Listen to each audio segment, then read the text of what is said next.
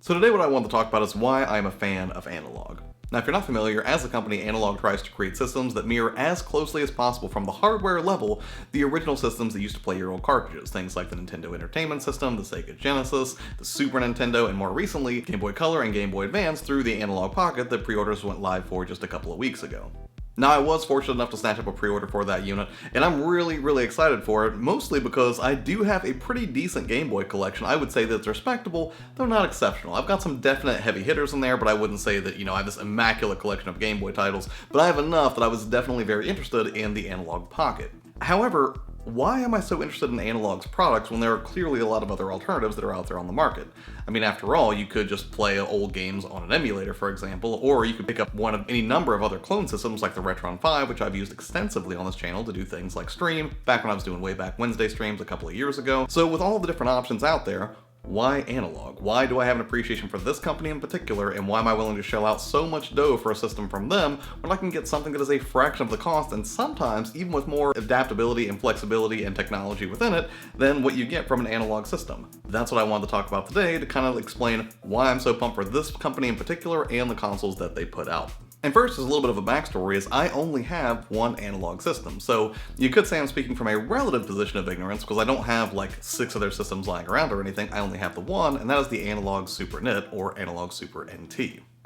Now I picked this up a couple of years ago on a pre-order, and I was really just fascinated by it, mostly because of the build quality. It was a very small, though hefty system that, like the rest of Analogue's consoles, tried to as closely as possible mirror the original hardware configuration of the Super Nintendo, thanks to technology called FPGA. Now FPGA is not something that I can speak to at length because I'm not an electrical engineer or anything like that, and there are people on this platform that are way more knowledgeable about things, but I will say this. In a way, you could make the argument that analog systems are still a form of emulation, albeit at the hardware level instead of the software level. So rather than just playing ROMs, which is what a lot of emulators do, they basically try their best to mirror or recreate the original console experience for platforms like the Nintendo Entertainment System, the Sega Genesis, and so forth. This tries to actually be a Super Nintendo for all intents and purposes by using an actual hardware chip that emulates a lot of the functionality that was inherent in the original system. So knowing that they have this really deep commitment on the hardware level to trying to get as close to the original experience as possible was definitely appealing to me, but more so is the fact that the build quality appeared to be absolutely stellar. As I mentioned, it is a small unit, definitely smaller than the original Super Nintendo,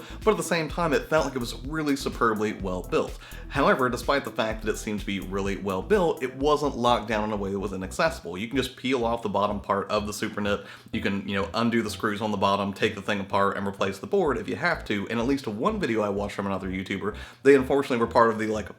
0.05% that got a faulty motherboard, and apparently Analogue was really awesome with their support in getting him a new board shipped out pretty much immediately, and he was able to install it without any problems at all. So I realized telling a story about someone who had a failed unit probably doesn't inspire a lot of confidence, but nonetheless I've had no issues with my unit whatsoever, and that would probably be the second thing that really does have me kind of excited to keep buying consoles from Analogue, is they do seem to have a really solid support system in place, and because they are a very well-known and recognized name and brand at this point, I'm reasonably confident that if I have a problem with my system, then I'm going to be able to get it resolved with relative ease if I have to communicate with their support people or anything. Because I gotta tell you, I've talked to at least a few other people on YouTube and on Twitter who have had other systems that were not built to the same level of quality, things like the Retron, and even though those systems offer a lot of flexibility and they're certainly more affordable than what you would get from Analogue, their support experience was not stellar. So that would be another reason I'm kind of invested in the Analogue brand, is I think that, because they have such a profound dedication to trying to make reference quality consoles, they also made sure that they had a good support system in place as well, just in case anything goes wrong, and I think that's wonderful and consumer friendly, and that gives me a lot more confidence as a buyer to continue to invest in their products.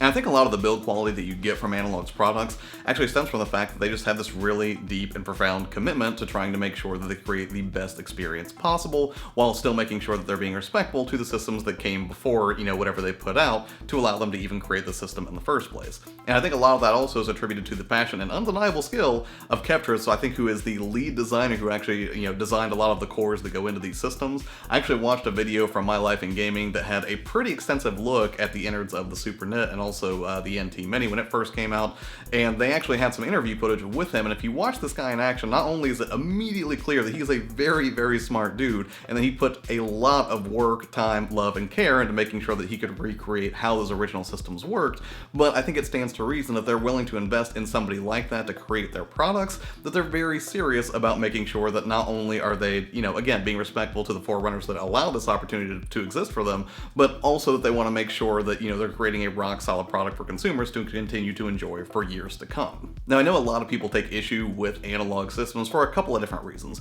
One is they can be extremely pricey. While the Super NIT was about $249, I want to say,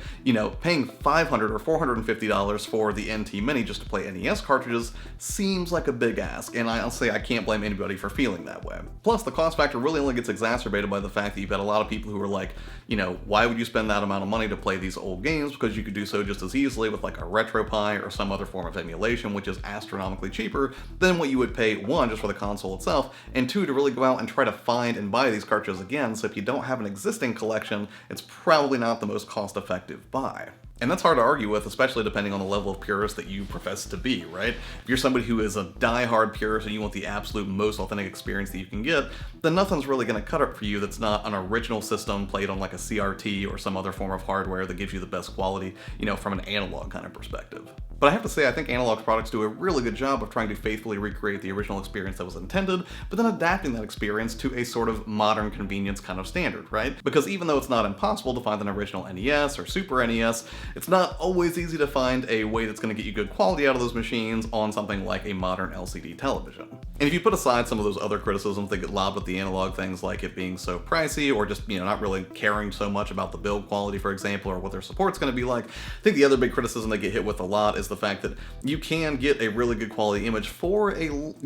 reduced price if you're willing to do a little bit of cobbling together yourself by getting either an original system or a competitor system, and then, getting something like, RGB or SCART cables or something like that. And while I think that's fantastic if you happen to be that sort of purist, I don't think the system is really aimed at you. And what I mean by that is, I think this is a system that is aimed at sort of finding the perfect middle ground between convenience features and true to the source hardware sort of experience. No, you absolutely can't hook up an original Super Nintendo to an HDMI on a modern TV in an unmodified way. I think the system is aimed squarely at people who want the convenience of knowing that, they don't have to do a ton of research, they don't have to put something together themselves, they just have something that's ready to go out of the box that will connect to their modern media setup without worrying about jumping through a bunch of hoops to get that experience. And I think that's totally fine. I don't think it diminishes anybody else's experience if they happen to not be a purist and they just want to play their original Super Mario Bros. Kart without any headache. I think that's totally fine. But I think it's important to keep your expectations realistically in check depending on which side of the fence you come down on. If you are an absolute purist, you're probably going to take issue with analog systems.